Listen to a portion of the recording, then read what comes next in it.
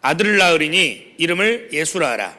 이는 그가 자기 백성을 저희 죄에서 구원할 자이심이라 하니라. 구원, 이 구원이라는 의미인데 단지 죄의 형벌로서만의 구원이 아니에요. 더 넓은 의미를 가지고 있어요. 한번 설명해 보죠. 영혼 구원 이미 이루어졌죠. 그리고 몸의 구원은 앞으로 주님이 재림하시면 이루어지겠죠. 그러면 현재 중요한 게 뭐예요? 이 생활 구원이 중요하잖아요. 생활 구원. 그렇죠? 이 생활 구원이 중요한 거예요. 지금 구원받은 순간부터 응애하고 태어난 거예요. 이제 신앙생활의 완성이 아니라 신앙생활의 시작이에요. 이제 선수로서의 자격 조건을 갖추고 이제 육상 경기, 마라톤 경기 출발선에 섰어요. 이제 자라가는 과정이 필요해요. 그래서 가장 필요한 것이 뭐냐? 신앙생활의 필수 요건, 신앙생활의 4가지 요소.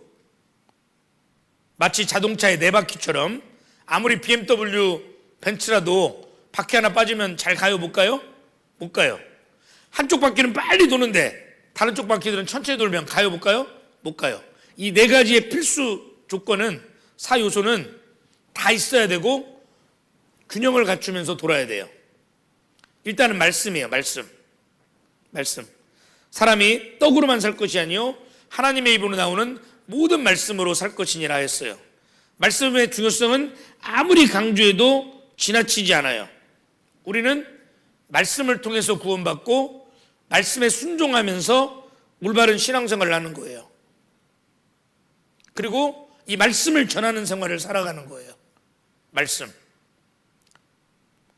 베드로전서 2장에 보면 구원받은 이후에 과거의 잘못된 삶을 버리고 갓난아이같이 순전하고 신령한 젖을 사모하라는 말씀이 있어요. 순전하고 신령한 젖. 어린아이가 태어나면 뭐 찾아요? 스마트폰 찾아요? 신문 찾아요? TV 리모컨 찾아요? 젖 찾죠, 젖. 갓난아이같이 신령한 젖을 사모하라 그랬어요. 그게 성경에 보면 말씀의 젖이에요. 말씀의 젖. 그래서 구원받은 그리스도인이 어린아이가 젖을 빨아먹는 것처럼 부지런히 젖을 빨아먹어야 건강해져요. 특히 초유를 먹은 아이와 먹지 않은 아이가 건강 상태가 차이가 있어요. 초유는 반드시 먹여야 돼요. 요즘 여성들 뭐 자기 몸매 관리한다고 젖 안 먹이는데 그건 자식 죽이는 길이에요. 모유를 먹여야 돼요. 자신을 사랑한다면. 그 모유 성분에는 너무 좋은 성분들이 많아요. 항바이러스 작용, 항염 작용, 별별 작용들이 많아요. 그래서 반드시 모유를 먹여야 되고 모유를 먹은 아이가 건강하게 자라요. 이 막둥이가 제 품에서 젖을 찾는데요. 깜짝 놀랐어요. 왼쪽 오른쪽으로 막 젖을 찾는데 젖 아니면 죽음을 달라더라고요. 젖 아니면 죽음을 달라. 얼마나 빠른지 제가 그때 깨달았어요. 아, 말씀을 갓난아이같이 순전하고 신령한 젖을 사모하라는 말이 그냥 시간 날 때 한 번씩 읽어보고 적당히 읽고 살아라는 말이 아니구나. 젖 아니면 죽음을 달라라는 마음으로 살아가는 거구나 깨달았어요. 성경에 목마른 시냇물이 시냇물을 찾아 갈급함 같이 헐떡였다 그래서 헐떡였다. 사슴은 물의 의존도가 약한 짐승이에요. 강한 짐승이에요. 그래서 목마르잖아요. 그러면 쉽게 죽어요. 그러니까 물을 얼마나 사모하겠어요. 목마른 사슴이 시냇물을 갈급함 같이 헐떡이는 거예요. 그 정도로 말씀을 사모하셔야 돼요. 사랑하셔야 돼요. 그 말씀을 부지런히 읽고 듣고 암송하고 또 묵상하고 또 묵상하고 암송하고 연구하셔야 돼요. 묵상이라고 하는 것이 뭔지 아세요? 성경에 되새김질이라고 그러는데, 되새김질. 걱정 많이 한 사람들은 묵상을 잘 할 수가 있어요. 걱정은 반복해서 생각하는 거잖아요. 묵상은 들었던 말씀, 읽었던 말씀을 시간만 나면 계속 생각하는 거예요. 반복해서 생각하는 거예요. 소가 대충대충 먹었다가 시간이 나면 그늘에 앉아서 첫 번째 위에서 음식을 끌어내서 더 잘게 씹어서 두 번째 위로, 세 번째 위로, 네 번째 위로 보내잖아요. 그래서 그 영양분이 피가 되고 근육이 되잖아요. 몸을 형성하잖아요. 소가 풀만 뜯어 먹는데 힘이 천하장사인 이유는 되새김질을 하기 때문이에요. 그리스도인이 강한 그리스도인이 되기 위해서는 묵상을 해야 돼요. 묵상. 그래야 강한 그리스도인이 돼요. 교회만 왔다리 갔다리 한다고 해서 믿음이 성장하고 강한 그리스도인이 되는 게 아니라고요. 묵상하셔야 된다고. 묵상. 들었던 말씀, 읽었던 말씀을 시간만 되면 끄집어내서 계속 묵상하는 좋은 습관을 들이셔야 돼요. 백악관을 기도실로 만들었던 아브라함 링컨은 이런 말을 했어요. 나는 영의 식탁에 나가기 전에 육의 식탁에 나간 적이 없었다. 반드시 말씀부터 먹고 나갔다는 거예요. 말씀부터. 그런 습관을 들이셔야 돼요. 그런 습관을. 그래서 유명한 명언이 있어요. HWFW, HWLW. 무슨 뜻이냐? His word, first word. His word, last word. 그분의 말씀을 첫 말씀이 되게 하고 그분의 말씀을 마지막 말씀이 되게 하라는 말씀이에요. 그리스도인의 좋은 습관 중에 하나는 아침에 일어나자마자 기도와 말씀으로 시작하고 하루의 마지막을 말씀과 기도로 끝내는 습관이에요. 그게 주님과 동행하는 생활이에요. 그런 생활을 빨리 배우셔야 돼요. 구원받으신 분들은. 그리고 두 번째는 기도예요. 성경에 쉬지 말라 기도하라 그랬고 구하라 그랬어요. 너희가 얻지 못하면 구하지 아니함이라 그랬고 구하여도 얻지 못하면 정욕으로 쓰려고 잘못 구함이라 그랬어요. 육신의 정욕을 위해서 구하는 것, 그건 들어주지 않지만 하나님의 뜻대로 하는 기도, 믿음, 기도의 응답을 확신하고 하는 기도는 하나님이 다 들어주신다고 약속하셨어요. 기도하셔야 돼요. 기도는 그리스도인의 호흡과 같아요. 기도가 막히면 죽는 것처럼 기도하지 않는 그리스도인은 죽는 거예요. 기도. 사무엘 선지자는 내가 기도하기를 쉬는 죄를 결단코 범치 않겠다라고 얘기했잖아요. 기도. 기도를 안 하는 게 죄예요. 존 낙스라는 스코틀랜드의 유명한 복음 전도자는 기도하는 한 사람이 모든 민족보다 강하다 그랬어요. 기도하는 한 사람이 모든 군대보다 강하다는 말도 있어요. 제가 가장 좋아하는 기도의 명언 중에 하나는 우리가 일할 때 일하는 것은 우리다. 그러나 우리가 기도할 때 일하시는 분은 하나님이시다. 우리가 기도할 때 일하시는 분은 하나님이셔요. 전지전능하신 하나님의 능력을 하늘에서 이 땅 아래로 끌어내리는 능력이 여러분의 기도에 달려있다고요.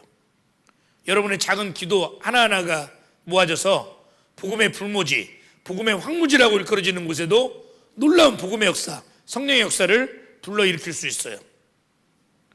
여러분들의 기도에 힘이 있다는 걸 믿으셔야 돼요. 그리고 교제. 따로 거하라 그랬고 내 안에 거하라 그랬어요. 예수님이 나는 참 포도나무요 너희는 가지니 내 안에 거하라. 나를 떠나서는 너희가 아무것도 할 수 없다 그랬어요. 가지는 열매 맺을 책임 없어요. 가지는 나무에 붙어있을 책임만 있어요.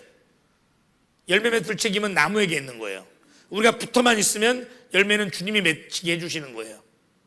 그런데 떨어지면 사람들이 주워다가 불에 태워버린다 그랬어요. 쓸모없는 삶이 되는 거예요. 가치 없는 삶이 되는 거예요. 구원은 받았지만 의미 없는 삶을 살아가게 되는 거예요. 반드시 주님의 몸된 교회 안에, 교제 안에 거해야 돼요.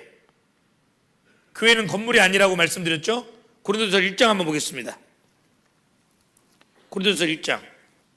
하나님의 뜻을 따라 그리스도 예수의 사도로 부르심을 입은 바울과 및 형제 소스데네는 고린도에 있는 하나님의 교회 곧 그리스도 예수 안에서 거룩하여지고 성도라 부르심을 입은 자들과 그랬죠.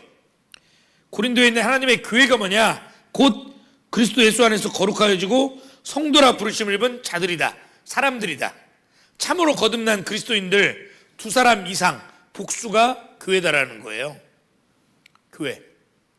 교회는 건물이 아니에요. 교회 당은 교회가 모이는 건물이라는 뜻이에요. 많은 사람들이 오해하잖아요. 십자가가 있고 건물이 있고 목사가 있고 교인이 있으면 교회라고 생각하잖아요. 그게 교회가 아니에요. 참으로 거듭난 그리스도인들이 있어야 교회예요. 그리스도인 한 명은 허수아비다. 그러나 그리스도인 2명은 혁명이다. 한 명은 의미가 없어요. 2명 이상이 교회예요. 2명 이상이. 그래서 성경에 보면 초대교회 교회는 가정에서 시작했어요. 눈바와 그 여자의 집에 있는 교회, 브리스길라와 아굴라와 그 집에 있는 교회, 빌레몬과 압기포와 그 집에 있는 교회, 교회 가족원들이 먼저 교회가 된 거예요. 교회를 모아 해외 선교 갔던 바울과 바나바 선교사들이 와가지고 교회를 모아 선교복을 했어요. 뭐 교회당을 모아놨다는 의미가 아니고 거듭난 그리스도인들을 모았다는 거예요. 옛날 우스갯소리 있잖아요. 북한 사람들이 한국에 와가지고 옛날 김포공항에 와가지고 차 타고 가는데 빌딩들이 많고 막 그러니까 자가용도 많고 그러니까 전국에 있는 자가용 다 모아놓느라고 힘들었겠어요. 그러니까 그건 별로 안 힘들었는데 전국에 있는 빌딩을 다 갖다 놓느라고 힘들었다고 그런 말 있잖아요.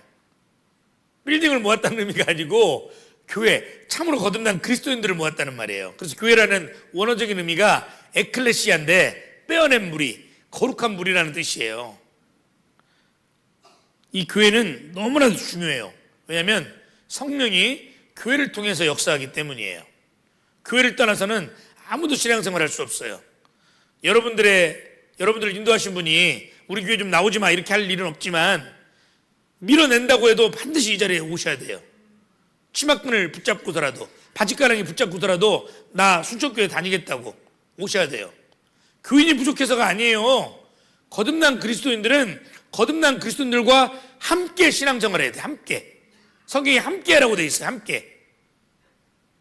어떤 목사님은 깨 중에 가장 좋은 깨가 함께라고 그러던데 참깨 들깨가 아니고 저는 개인적으로 들깨를 좋아합니다. 들기름이 살 빼는 데 좀 도움이 된대요. 함께가 정말 중요해요. 에베소서 한번 찾아볼까요?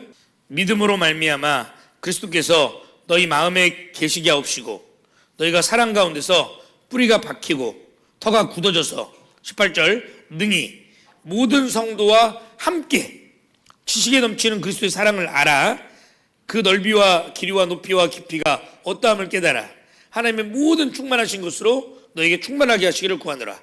모든 성도와 함께죠. 함께. 혼자가 아니죠. 올바른 신앙생활은 혼자 성경 보고 혼자 기도하고 혼자 봉사하고 혼자 전도하는 생활이 아니라는 거예요. 주님과 함께 교회와 함께 성도와 함께하는 신앙생활이라는 것을 가르쳐 주는 거예요. 그 성경에 주님의 몸된 교회라 그랬어요. 주님이 머리고 교회는 몸이에요. 그리고 우리 각각은 각각의 지체예요. 아무리 훌륭한 주먹을 가지고 있더라도 이 주먹이 지체에서 떨어지면 힘이 없어요. 기능을 발휘할 수가 없는 거예요. 지체는 몸에 붙어 있어야 제 기능을 발휘할 수 있는 거예요.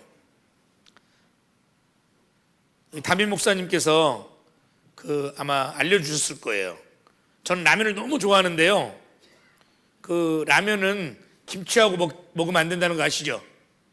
담임 목사님 알려주셨을 텐데 안 알려주셨어요? 뭐 나트륨이 많아서? 짜서? 아니에요. 왜 김치하고 라면을 먹으면 안 되는지 아세요? 너무 맛있으니까. 너무 맛있으니까.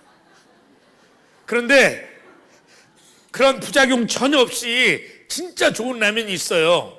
주님과 함께라면, 주님의 몸된 교회와 함께라면, 우리 모두 함께라면, 함께라면이 좋은 거예요. 그래서 신앙생활을 함께라는 걸 잊으면 안 돼요. 여러분들 반드시 여기 붙어 있어야 돼요. 제가 다음에 몇 년 후에 설교 와도 있으셔야 돼요. 세상에서 가장 강한 들소가 한 마리 있다고 해보죠. 가장 강한 들소. 등치도 크고 힘도 세고.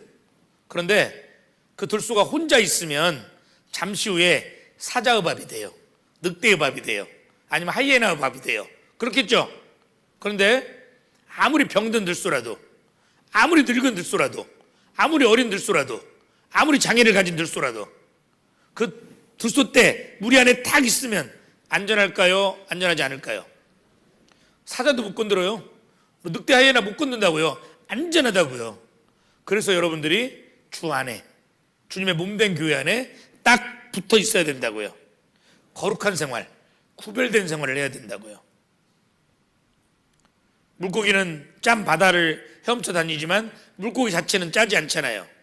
배가 선체를 어느 정도 물에 담그고 항해하지만 그 물이 선체 안으로 들어오진 않잖아요. 그리스도인은 세상과 고립돼서 살아가는 게 아니에요. 산에 올라가서 수도하고 살아가는 게 아니라고요. 그렇다고 세상과 벗대어 짝대어 동화돼서 살아가는 게 아니라고요. 금묵자극처럼 먹을 가까이 하면 검정이 튀잖아요. 내가 원하든 원하지 않든 생선 어물전에 들어갔다 나오면 생선 비린내 나는 거예요. 난실에 들어갔다 나오면 나도 모르게 내 몸에 은은한 난향기가 배는 거예요. 그래서 우리는 고립도 아니고 동화도 아니에요. 구별이에요. 구별된 생활. 내가 거룩하니 너희도 거룩할지어다 라고 말씀하셨는데, 이 거룩한 생활이 구별된 생활이에요. 성화되는 생활이에요. 그래서 여러분들이 세상 친구들을 만나는 목적은 육신의 만족을 누리기 위한 게 아니에요. 이제는 오로지 전도가 목적이 아니면 만날 필요도 없어요. 정리하셔야 돼요. 전도만 목적이에요. 불쌍한 영혼이니까 전해야 되겠다라는 마음으로 만나는 거지, 내 육신적으로 즐기기 위해서 만나는 만남이 되면 안 돼요. 그럼 모든 인간관계는 끊어야 내 신앙생활이 성장해요. 그리고 마지막에 전도. 사도 바울이 너는 말씀을 전파하라. 때를 얻든지 못 얻든지 항상 힘쓰라 그랬어요. 디모데후서는 사도 바울의 마지막 유언과도 같은 말씀이에요. 사도 바울의 마지막 심장 소리를 생생하게 느낄 수 있는 서신서가 디모데후서예요. 유언이죠, 유언. 유언은 더욱더 중요하잖아요. 아무리 불효자도 부모님의 유언은 무시하지 못하잖아요. 들어보려고 하잖아요. 예수님이 십자가에 죽으시고 사흘 만에 부활하셔서 하늘에 올라가셨을 때 이 땅에 있는 그리스도인들에게, 제자들에게 마지막으로 하신 말씀도 전도에 관한 말씀이에요. 지상 최대의 사명, 지상 최대의 명령, 너희는 가서 모든 족속으로 제자를 삼아 아버지와 아들과 성령의 이름으로 세례를 주고 내가 너희에게 분부한 모든 것을 가르쳐 지키게 하라. 볼지어다 내가 세상 끝날까지 너희와 항상 함께 있을지어다. 너희는 온 천하에 다니며 만민에게 복음을 전파하라. 예수님의 마지막 유언과도 같은 말씀도 이 전도예요. 이 전도는 너무나도 중요한 거예요. 모든 그리스도인들의 삶의 목적이고 존재 이유예요. 내가 지금 호흡하고 있는 이유, 내 심장이 멈추지 않고 뛰면서 온몸의 피를 순환시켜주는 이유예요. 그만큼 중요해요. 우리를 구원해서 바로 천국으로 데려갈 수 있었지만 그러지 않고 우리를 이 땅에 남겨두신 이유라고요. 할 일이 있기 때문에. 그리고 그리스도인에게는 내가 알든지 모르든지 믿든지 모르든지 내가 가지고 있는 가장 소중한 것이 무엇이에요?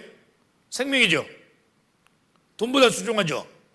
그런데 내가 가진 생명보다도 더 소중한 무엇이 구원받은 그리스도인들에게는 주어졌어요. 그게 뭐냐면 사명이에요. 사명. 그래서 사도 바울은 나의 달려갈 길과 주 예수께 받은 사명, 곧 하나님의 은혜의 복음 증거하는 일을 마치려 하면은 나의 생명을 조금도 귀한 것으로 여기지 아니하노라고 말씀했어요. 사도 바울에게 있어서만큼은 자기 생명보다 사명이 훨씬 더 중요한 거였어요. 사명이. 그런데 그것은 사도 바울만의 간증이어서는 안 돼요. 모든 시대 모든 그리스도인들의 동일한 간증이어야 되고 저와 여러분의 동일한 간증이어야 돼요. 사명이 생명보다 더 소중한 거예요. 그 사명이 우리에게 맡겨졌어요. 예수님이 제자들에게 내가 너희로 사람을 낚는 어부가 되게 하리라 그랬잖아요. 그 동일한 사명을 우리에게 주셨다니까요. 영혼을 건지는 어부로서의 사명을 주셨다고요. 복음 전파의 사명을 주셨다고요. 동시에 성도 양육의 사명도 주셨어요. 목자의 사명.